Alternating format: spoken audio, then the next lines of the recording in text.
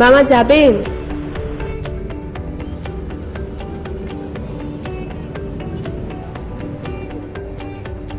অপরাজিতা হলে যাব।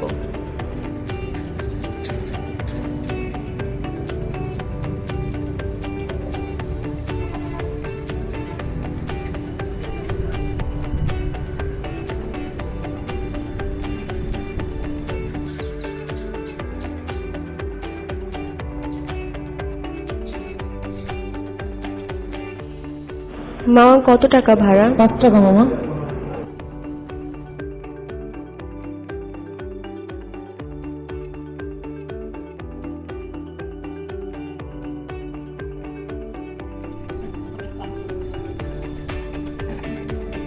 আসসালামু আলাইকুম আপু। ওয়ালাইকুম আসসালাম। দেরি হয়ে গেল? না আপু, সমস্যা নেই, চলেন। আচ্ছা আসুন।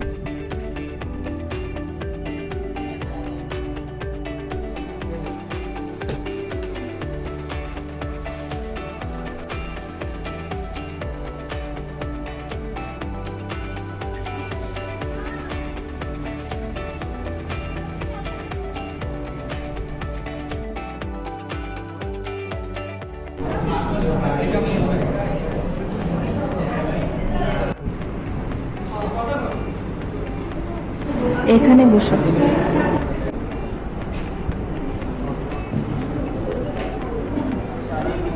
তোমার বাসা কোথায়? যশোর। তোমার বাসা কোথায়? চুয়াডাঙ্গা। এখানে কোথায় উঠছো? এখন উঠেছি ওই যে আমার জেলা মেট আছে, অপরাজিতা হলে ওনার কাছে গেস্ট হিসেবে উঠেছি। ও আচ্ছা। তুমি কোথায় উঠেছো? আমি মেইন গেটে বাসা নিয়েছি। ও আচ্ছা।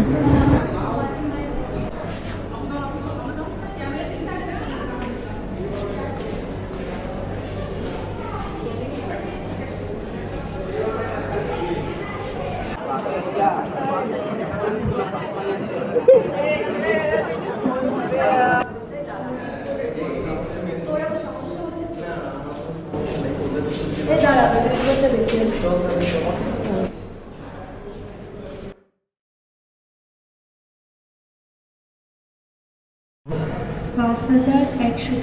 ও ৫,১০০ টাকা, নো প্রবলেম।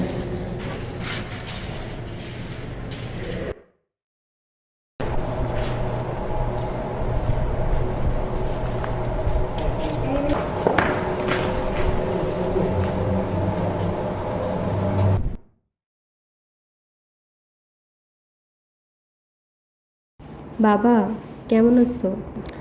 ভালো আছি রে মা, কিন্তু তোর মায়ের শরীরটা আসলে ভালো যাচ্ছে না, আর ওষুধটাও ফুরিয়ে গেছে।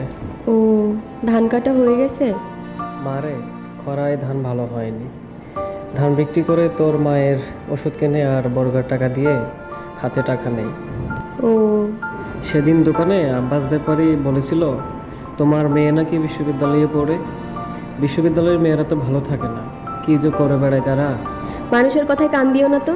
আচ্ছা রাখি, মায়ের যত্ন নিও।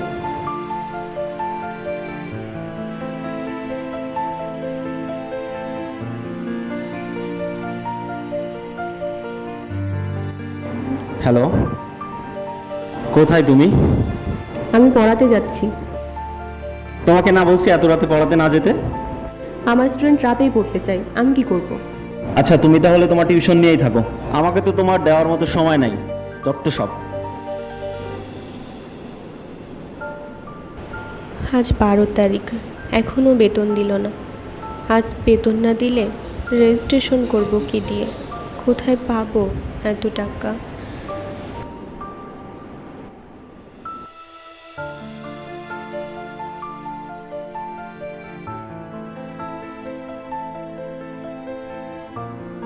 এই যে মিতুল ম্যাম, শোনো। জি আঙ্কেল। বাবুর পড়াশোনা কেমন চলছে? বাবুর পড়াশোনা তো ভালোই, ও তো ভালোই পড়াশোনা করে। উন্নতি তো বুঝতে পারছি না, মাসে মাসে শুধু টাকা নিয়ে যাচ্ছ তুমি। যাই হোক, তুমি যেন কোন সাবজেক্টে পড়ো? জি আঙ্কেল, আমি জার্নালিজমে পড়ি। জার্নালিজম? জার্নালিজমে পড়ে তুমি কি করবা? তুমি কি ক্যামেরা নিয়ে দৌড়াদৌড়ি করবা মাঠে? আঙ্কেল, এখন তো মেয়েরাও অনেক দূরে এগিয়ে যাচ্ছে, চেষ্টা করলে হয়তো আমিও পারবো। দেখো কি পারো করতে। জি আঙ্কেল।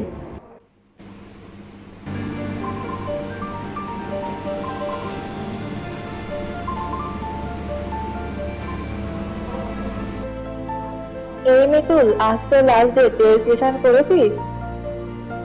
না, এখনো করি নাই, করবো। 4টা বাজতে গেছে, কখন করবি?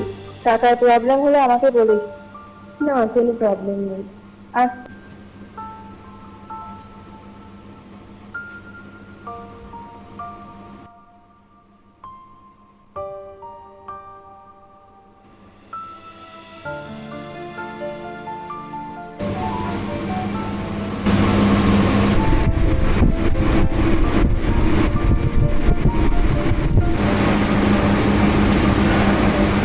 থ্যাংক ইউ, টাকাটা পেলেই দিয়ে দিব।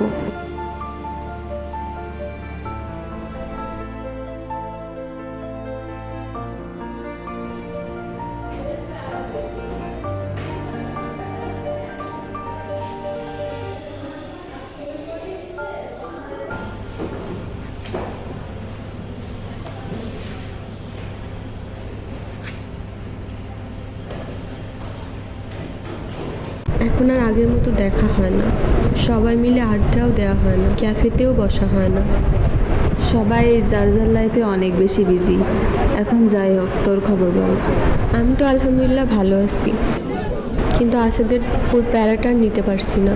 টিউশন বাসায় গেলে ঝামেলা করে, রাতে টিউশনিতে সমস্যা করে, আমিও সহ্য করতে পারছি না।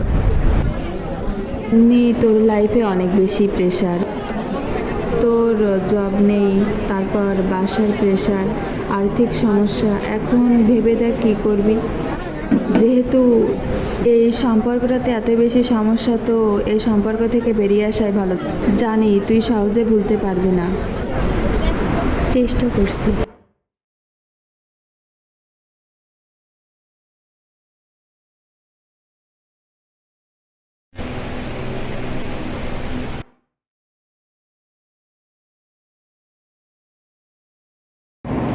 মা অসুস্থ, ওষুধের টাকা লাগবে, ছোটো ভাইটার রেজিস্ট্রেশনের টাকাও দিতে হবে। কবে যে একটা চাকরি পাবো, আর কবে সব কিছু থেকে মুক্তি পাবো। পারতে তো আমাকে হবে, শুধু সময়ের অপেক্ষা।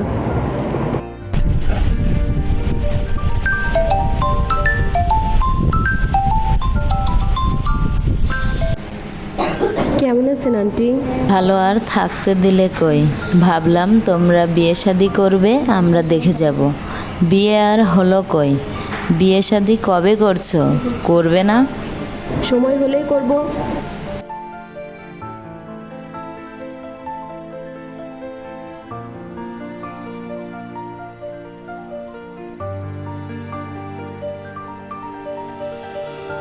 কি সমস্যা তোমার? ফোন দিলে ফোন ধরো না, বারবার ফোন দিলে ফোন কেটে দাও, সারাদিন টিউশনই নিয়ে থাকো, ফ্যামিলিকে টাইম দাও, আমাকে টাইম দেওয়া লাগে না?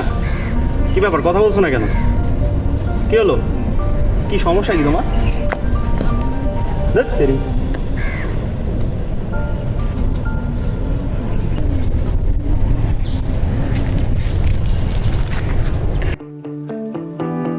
জীবনে সমস্যা আসবেই এবং তা থাকবেও।